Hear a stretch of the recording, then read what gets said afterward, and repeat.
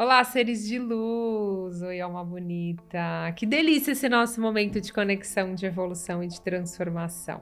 E hoje eu tô com um convidado muito especial. Movido pelo conhecimento e pela vontade de ajudar, ele se dedica hoje a compartilhar tudo que ele aprendeu na atuação em clínicas e hospitais nos estudos em neurociência, que é autor do livro Ative a Sua Mente, que fala de como tonificar o seu cérebro, treinar a mente para que seja possível contornar os contratempos da rotina com facilidade e rapidez, ou seja, tudo aquilo que vocês buscam.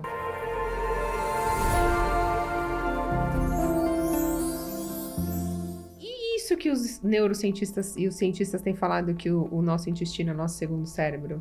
Pois é, isso... O que você diria sobre Não, isso? isso é uma coisa que é nova, né? É uma nova... Quando eu mostrei aquela imagem do ursinho ali, eu falei que isso é a nova biologia do estudo do funcionamento cerebral, né? E isso se descobriu a questão do intestino e a questão do coração também, não só do intestino, mas como do coração, né? Não se sabia que o intestino tinha tanta influência, tanta ligação com o cérebro, e aí com essas novas imagens, tá, foi se descobrindo isso, e o coração também, né? Então, isso aí hoje é uma que se diz, né? Se ouve, e neurocientistas defendem isso, que o nosso, não se sabe se é o nosso coração, no segundo cérebro, ou o intestino, mas os dois estão no intestino, milhões de células cerebrais, né? Células nervosas, não células cerebrais. No coração, pelo menos já descobriram 40 mil células nervosas no coração, né? Até tem, sabe que não faz muito tempo que como é que se diz, se aceitou que o cérebro era o comandante, né? Antes se dizia que era o coração, né? E hoje está se dizendo assim, não, tudo bem que o cérebro é o comandante, mas o coração é o subcomandante. E o intestino talvez seja o ajudante de ordem, né? Entendeu? Porque está tudo integrado, né? É porque o pensamento leva à emoção, né? E a emoção está muito ligada, não está? Com o coração. E hoje outra coisa também que não se discute mais, né? É que isso é importante também, muito importante, é que 80%, olha só isso aí, esse dado, 80% das doenças têm origem emocional. Ah, isso eu tenho certeza. 80%. Eu estou amando um neurocientista falando isso, né? Porque eu falo isso muito da parte energética, que tudo tem um fundo emocional. Não, 80%. Né? E aí, eu vou ter que contar uma experiência assim, que eu tenho no consultório, tive ontem até. Ontem, eu estava me lembrando que eu vim aqui hoje falar contigo. Eu digo, se eu puder, eu vou contar. Agora, eu acho que deu oportunidade de contar. Um jovem, foi consultar comigo, um jovem, 30 e poucos anos, e disse assim, ele foi consultar olha só o que ele foi consultar. Ele estava com uma dorzinha, eu sou especialista em otorrinolaringologia, então vejo garganta... ouvido, nariz. O dia inteiro, né? Ele foi consultar comigo pelo seguinte, porque ele estava sentindo uma dorzinha de garganta e ele estava muito preocupado porque o pai dele tinha tido um câncer de garganta. Aí ele me disse, olha, eu vim aqui consultar porque se o meu pai teve um câncer de garganta, é muito provável que eu também possa ter.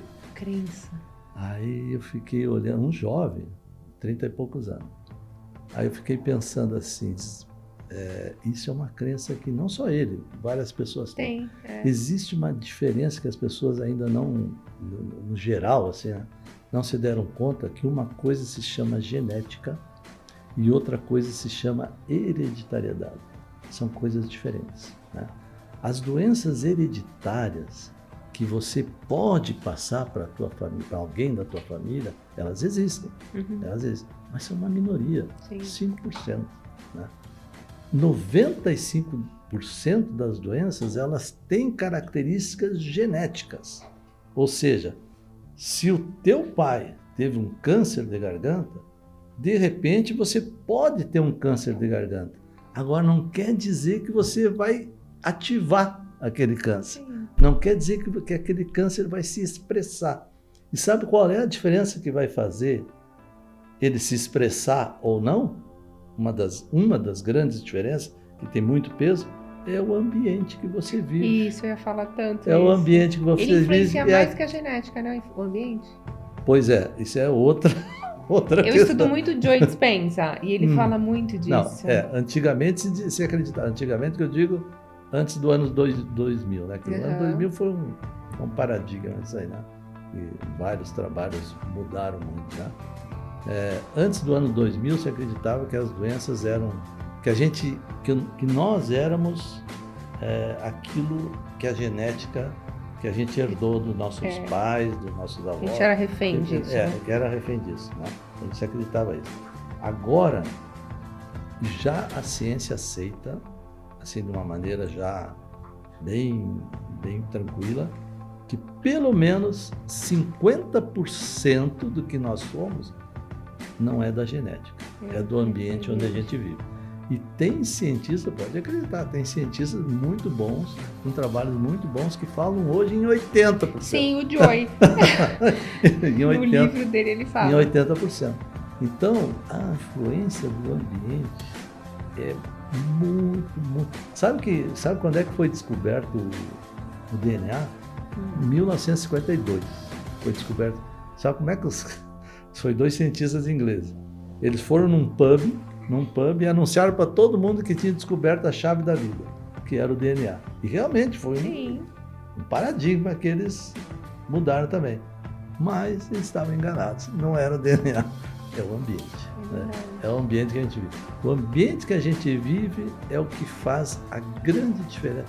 O ambiente que a gente vive e o ambiente que a gente cria. Sim, mentalmente, né? Mentalmente e fisicamente também. Fisicamente também, né? Aquilo que, se você criar um ambiente, né, que proporciona você ter digamos, uma saúde mental, ou uma saúde emocional, ou uma saúde física melhor, você vai mudar, né? Eu até estava falando com um treinador de tênis, aqui de São Paulo até. Eu vou dizer o nome dele porque sou muito amigo dele, Marcelo Meyer.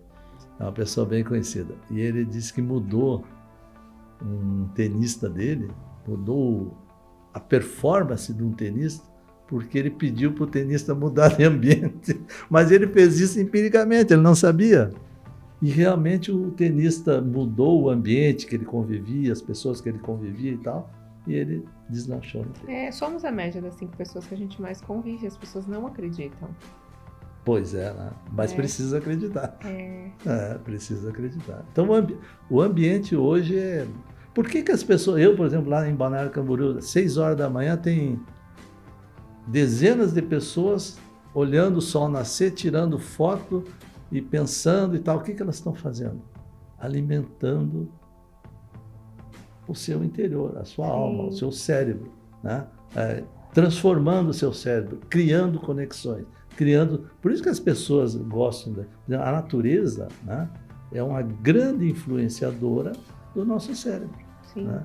Cada vez que hoje a arquitetura, né, existe a neuroarquitetura, né, que é você construir ambientes para você viver mais interligados com a natureza, né?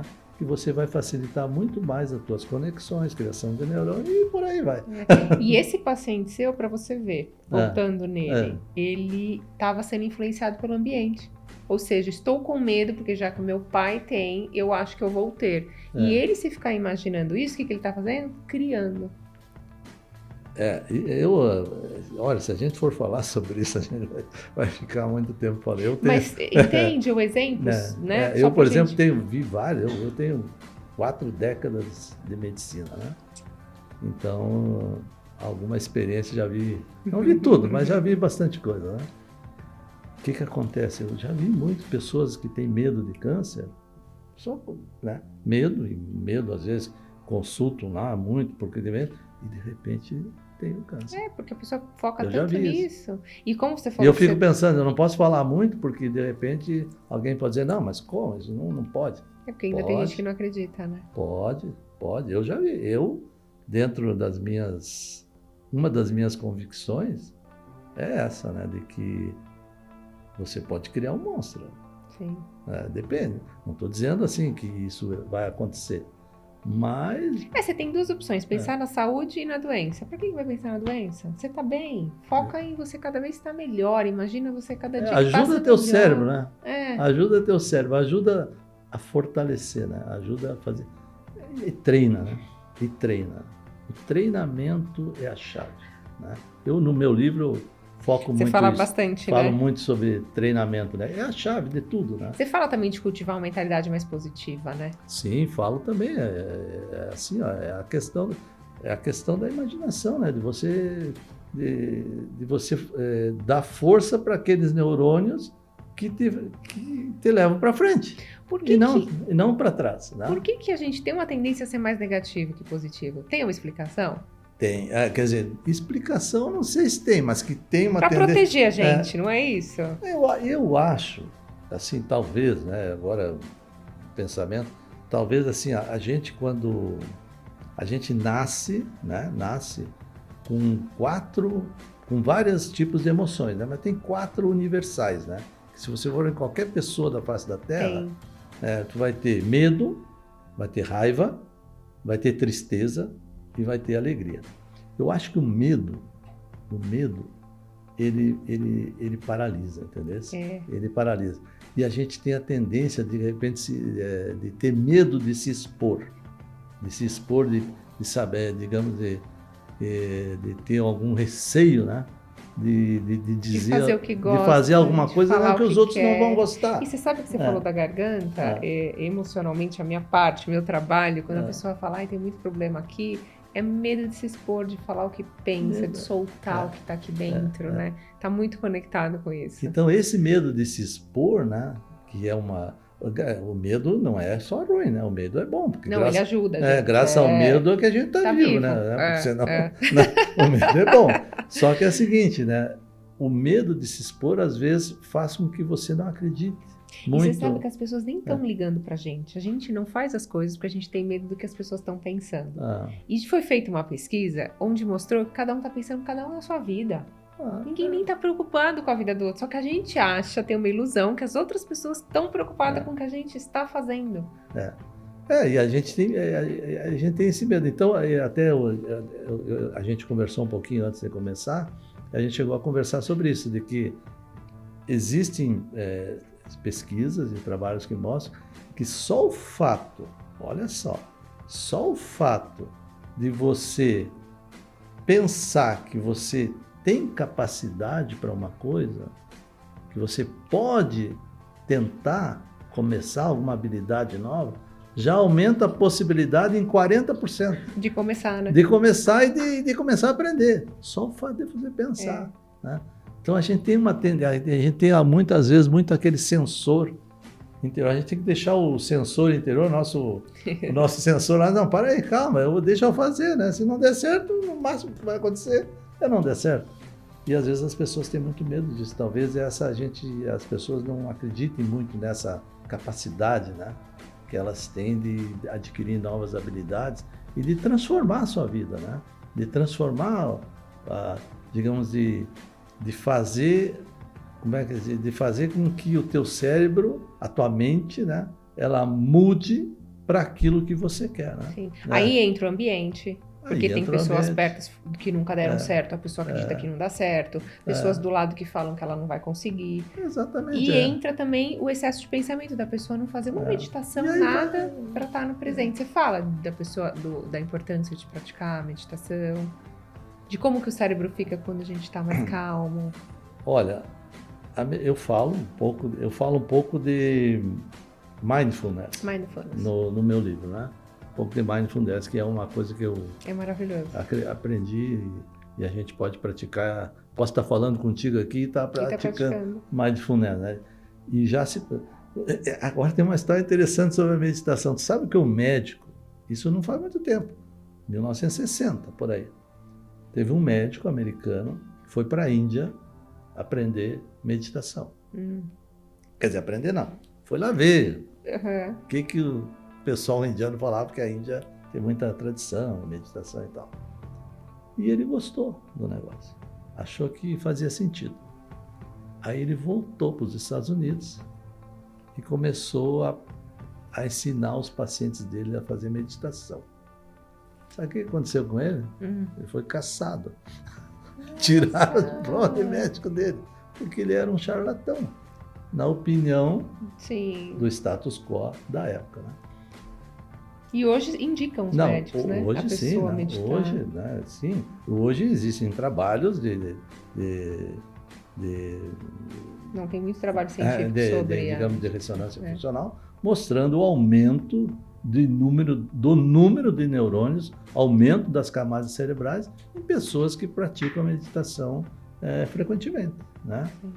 Então, assim, não precisa você estar... Não precisa virar monge, né? Não precisa virar monge, e não precisa nem se movimentar, se você só pensar naquilo... Você está no agora, no presente. Exatamente. Né? A gente está falando aqui, está pensando em outra coisa. Exatamente. Então, isso... Como é que se chama isso? Eu sempre digo, isso é a nova biologia do funcionamento da mente, a partir do ano 2000 para cá. Tá? E tem mudança de mentalidade? Você acha que de culturas, país, tem mentalidades mais positivas, mais negativas? O que você diria do Brasil, assim, das pessoas? Pois é. Tem algum estudo? Eu fiquei pensando nessa pergunta, eu falei, será que tem algum estudo? Mas agora eu vou responder diferente. Tu sabe que o quociente de inteligência, vamos falar em quociente de inteligência, que é um número lá que eles inventaram. Né? Inventaram não, fizeram um teste, né? Que é bem conhecido. O quociente de inteligência médio das pessoas é entre 90 e 100, por aí. Médio, né? Até 80 é considerado o normal, né? Uhum. E até 120 daí já é um cérebro um pouco mais privilegiado. Mas isso em termos de intelectualidade, em termos de conexão, de aprendizado, facilidade de aprendizado. Tá. Bom. E aí fizeram a pesquisa, os japoneses, sabe qual é que é a média dos japoneses? Em torno de 115, mais ou menos. A média do brasileiro está lá entre 90 e 90 e pouco. Gente, precisa ler mais. Tá, mas aí fizeram quem fez isso aí foi o Daniel Goleman. Foi ele. Legal. Ele nos livros dele, naquele livro Inteligência Social, de 2005, ele fala nisso, que é o seguinte, ó, o que muda a tua vida não é o teu quociente de inteligência. O que muda a tua vida, eu tenho uma neta, por exemplo, de 5 anos, que eu acho a mais inteligente do mundo, mas eu digo para minha nora, não é isso que vai mudar a vida dela. O que vai mudar a vida dela, o que vai ter ela ter o seu lugar no mundo, é o quociente de inteligência social. Como ela passa, né? Como que ela se relaciona no ambiente dela, né? Isso é que vai mudar, né? Porque assim, ó, se vamos supor que viesse um extraterrestre aqui agora, né? E raptasse um de nós aqui, né? E colocasse lá num planeta que ninguém conhecesse, né? Colocasse lá, numa jaula, como a gente faz aqui. Meu Deus. Como a gente faz aqui com os animais, né? Vai ter uma plaquinha lá, né? Aqui tem uma plaquinha, né? Quem é o animal. Lá vai ter também. E sabe o que estaria escrito nessa plaquinha? Estamos atrasadíssimos. Não. Estaria escrito assim, ó. Esse é um animal gregário, sociável. Ele não consegue viver sozinho. Ele não consegue viver sozinho. Nós não conseguimos viver sozinho. E o Daniel Goleman, ele tem vários trabalhos que ele cita no livro dele de Inteligência Social, onde ele diz o seguinte, que a sociabilidade aumenta a nossa inteligência. Que legal. Aumenta o nosso quociente de inteligência, a sociabilidade. Então, hoje é muito mais interessante você admirar uma criança que se relaciona muito melhor com seus coleguinhas... Do que a que só tira 10. Qualquer que só tira 10, né? Porque às vezes a que só tira 10 pode ter problemas de relacionamento. Sim. E às vezes necessitam de atenção especial. Então, o social, digamos, a sociabilidade é uma das nossas necessidades básicas. Então, acho que o brasileiro está bem nisso, porque nós somos mais, né? Eu acho que a gente se relaciona bem quando você viaja para fora, o pessoal é mais fechado. Então, para finalizar, quer dizer, eu acho que nós temos esperança. Acho que a gente está bem. Não precisa ter um quociente lá de 130, 130. Sociais tem. Não precisa. Adorei. Eu queria saber se você acredita na lei da atração e se você usa ela a seu favor, sendo um neurocientista. Olha, eu vou dizer assim, eu acho que ajuda bastante, né? Se a pessoa imaginar, ela tem a probabilidade de chegar na vida dela. Eu acho que sim, eu acho que ajuda bastante. E nós voltamos à questão da imaginação, né? Acredita que somos energia? Sim, lógico. Então isso tá não bom. tem mais dúvida. Tá vendo? Eu queria trazer um neurocientista aqui para falar isso para vocês. Não, mas isso não é só eu que digo, né? Einstein já provou isso, né? Não, e hoje as pessoas... sabe, assim, isso é uma coisa que também me impressiona. Que o Einstein lá falou, né? Na equação, né? Sim. Tempo, velocidade e massa, né? Sim. Tempo, velocidade e massa. Tudo é relativo, né?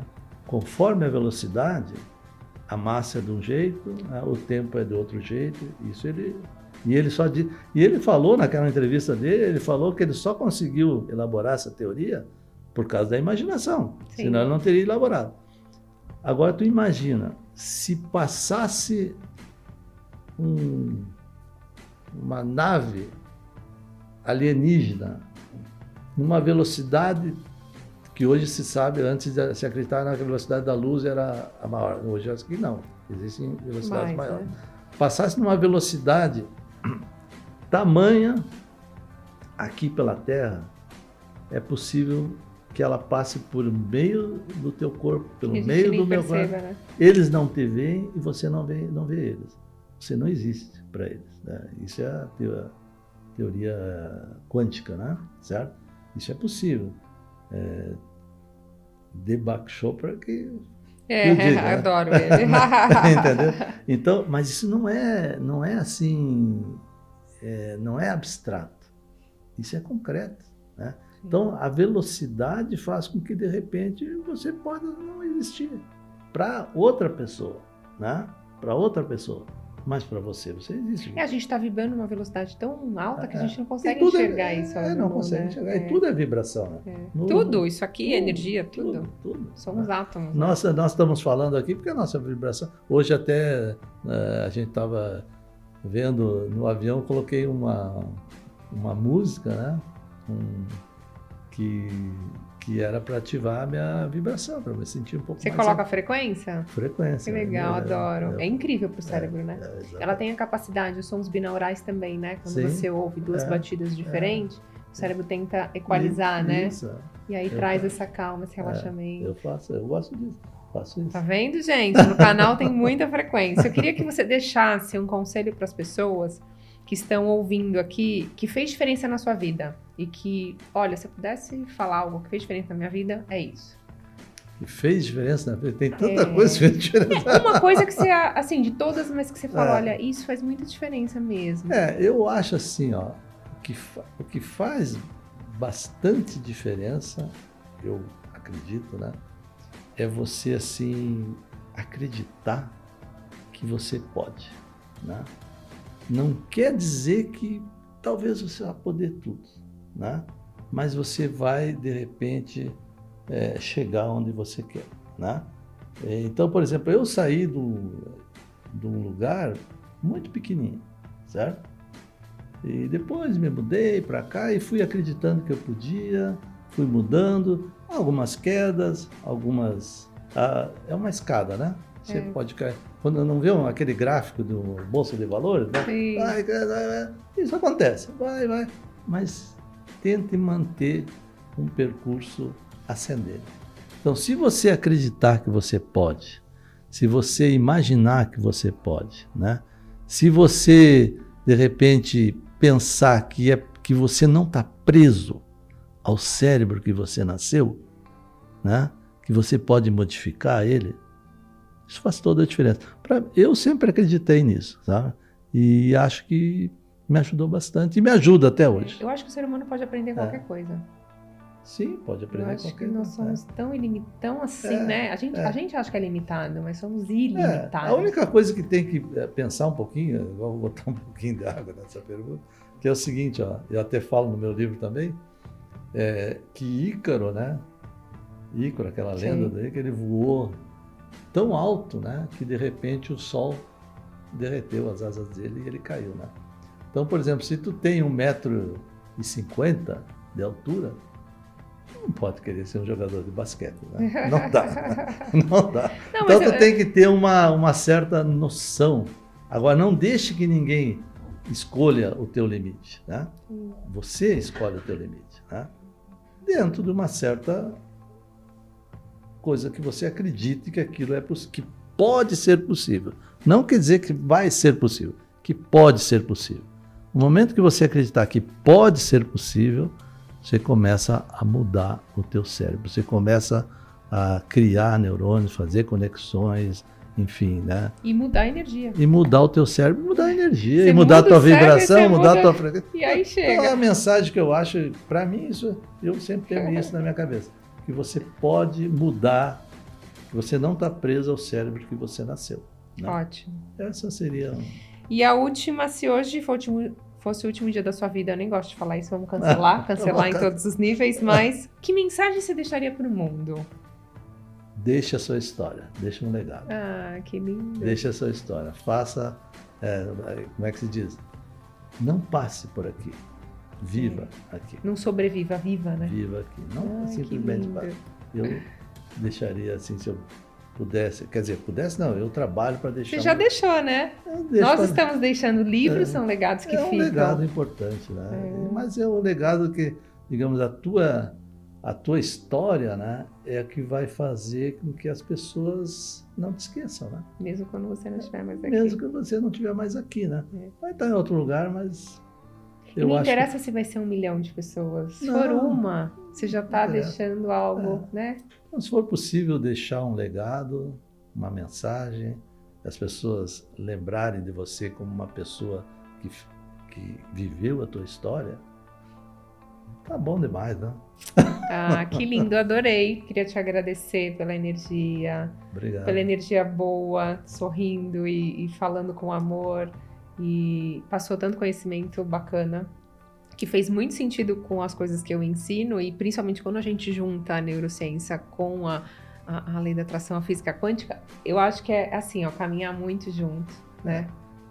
Eu também, eu acho que o caminho é esse, né? Nós estamos aprendendo, temos que treinar, temos que aprender, temos que estudar, né? E chegar onde a gente quer, devagarinho sempre, né? Não por um nocaute, né? Sim, e tudo começa aqui. Tudo começa aqui, não tem dúvida nenhuma. Obrigado, Thaís. Eu que agradeço a tua... Queria agradecer. Obrigada. Queria agradecer a todos vocês, seres de luz. Ele está no Instagram, tá como Arnone? Dr. Arnone Caldarte. Tudo junto. Dr. Arnone Caldarte. E ele tem podcast? Ativamente Cast. Ativamente Cast. Está então, no Spotify. Se vocês querem saber um pouquinho mais da história dele, do livro, sobre estudos... O livro ele está na Amazon, está em todas as plataformas digitais, né? Vou mostrar aqui, gente. Já comecei a ler, é incrível. Foi editado pela editora Buzz, né? Aqui de São Paulo, né?